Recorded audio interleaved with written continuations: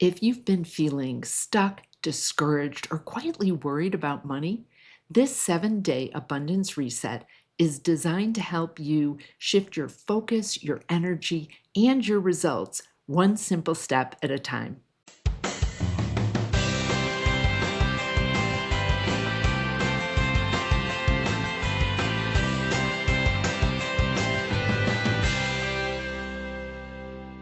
My name is Ellen Rogan, and I help people stress less, prosper more, and reshape their relationship to money. Prosperity shifts can happen with small daily steps. And if you're tired of hearing, oh, just think positively about money, this is different.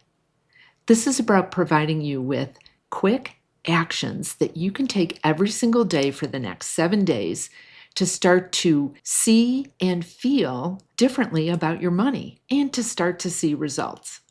These are not going to take a lot of time, but they will make a big impact if you commit to practicing these each and every day. Let's begin with how you start each day. Are you someone that immediately wakes up and grabs your phone, starts to look at social or the news or your email? Please stop this. You are wasting the juiciest moments of the day. The first 10 to 20 minutes of your day are a beautiful time to feed your subconscious with really good messages. And this is no small matter. Your mind is like a sponge during this time. So use this time to your advantage to program in messages that will help you throughout the rest of your day. So instead of feeding your mind with negative news or other people's agendas, feed it with a positive money mantra. Here's one you can try on for size. Today, I expect lavish abundance in every aspect of my life. And be curious about what shows up for you. You could also use a money mantra like, I'm so excited to see what abundance flows to me today. So then you're paying attention to all the good that could flow your way. You can also use these first moments of your day to focus on what you are thankful for. Money tells me all the time, it loves it when people are grateful for how it shows up for you. So in addition to other things that you're grateful for, perhaps your family or friends, focus on what you're thankful for financially. Could be something like, I am so thankful that I have a roof over my head. I'm thankful for my paycheck that flows into my account twice a month. Whatever it is for you, there's always something that you can be grateful for. You can do this by thinking it. You could say it out loud. You could journal on what you're grateful for. I started a ritual with two of my girlfriends. We call it our text group, the Grateful Girls. And every day we send each other messages about what we're grateful for that day. Sometimes they include pictures. And it's a wonderful way to not only connect with my friends, but also document what I am grateful for and make sure that I have support in this gratitude habit. So start your day with focusing on what you're grateful for and using those first moments of the day to program in a money mantra that you want to be the energy of the day for you. So these you'll do for the next 7 days every morning. So you may be asking, how do I remember to do this? I'm so used to just picking up my phone or jumping out of bed and dealing with whatever's up in front of me. If you leave your phone by your bed, then go ahead and put a sticky note on it with your money mantra. Or put a note on your mirror to remind you with a positive money message. And once you do this for 7 days, you'll start to get into the habit of thinking about what you most want to have happen during that day versus following somebody else's agenda. So you'll do this every single day. It takes seconds. On the first day of the abundance reset, spend a few moments thinking about your greatest money strengths. People tend to think of what they suck at with money, what they haven't done. I want you to spend time writing down at least 5 things that are your money strengths. Perhaps you're a really good value shopper. You're always looking to save money and you're very discerning about how you spend your money. Or maybe you are saving on a regular basis through a retirement plan at work. Perhaps you're really generous with money. Think about at least 5 things that you are really good at, and I know they're there for you. On day 2, the question to ponder is, what action could you take with your finances that would make a significant difference? Each of us has something we know we should do, And maybe we haven't done it because we haven't made the time, we need help with it. But think about, what is the one significant action you could take that would make a big difference in your financial life? And then either go ahead and take that action, schedule a time to do it, or find the person that can help you take this action. You will feel so good moving ahead with this. When I was a financial advisor, the thing that people would procrastinate on more than anything else was handling their estate planning. So maybe they needed a will and a trust or powers of attorney.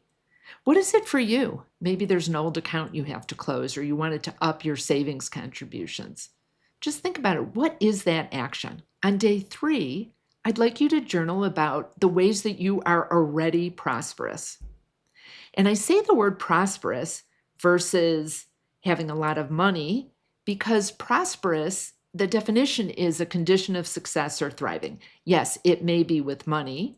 So maybe you're focused on what assets you've accumulated, but maybe you're prosperous in other ways as well.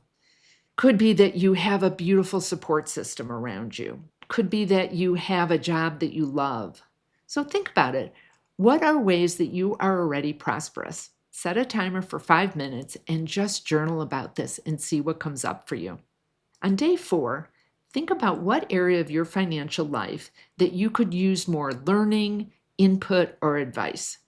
Maybe there's an area that you're just not clear about, that you want some help in. And go ahead and think about what that area is and spend a few moments learning about it or figuring out how you can learn more. If it's learning about different terms, ask that question to AI and see what you can learn. If it is learning about an area like insurance, which can be complicated, if you're working with an advisor, call them and tell them you want to understand things better. I know you'll find a way to learn more about this. Sometimes we're feeling stressed about money or stuck because we haven't taken the action steps that are most important. And it can help with learning more about the areas that feel confusing for you.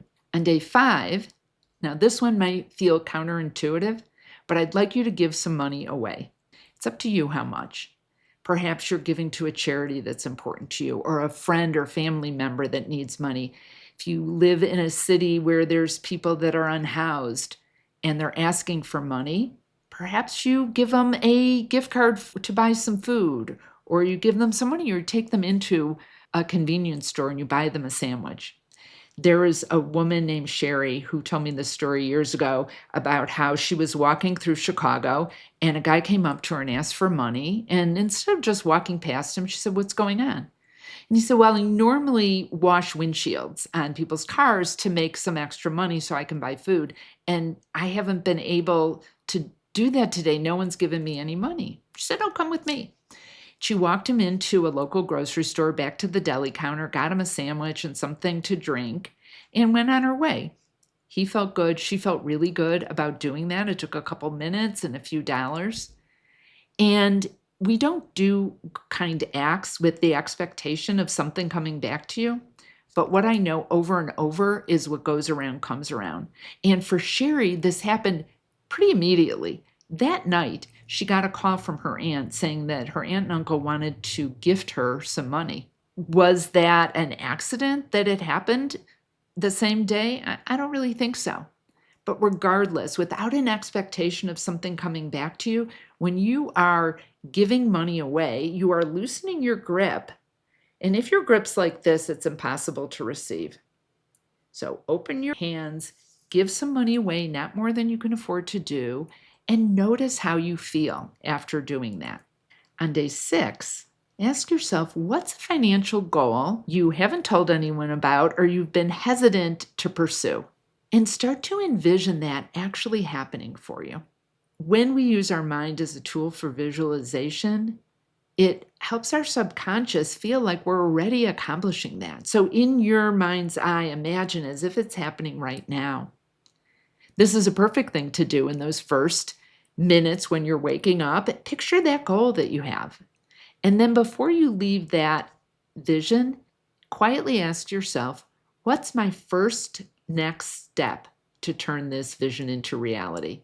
So that you're taking action to move that forward. In day 7, ask yourself this question. If your future self were to thank you for an action you took today, what would that be? What would your future self love you to do right now to set yourself up financially down the road? Again, another beautiful thing to do right when you're waking up in the morning, or you can do this through journaling.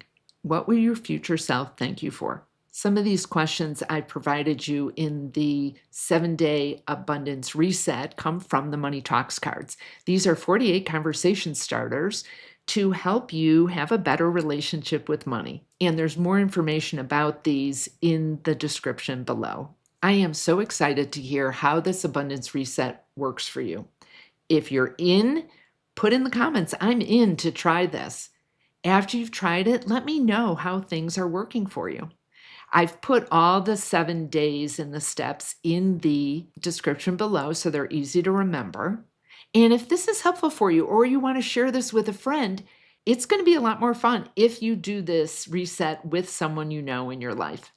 So go ahead and share this video with them. If you haven't already subscribed, please subscribe to this video to get more ideas about how to create prosperity on purpose.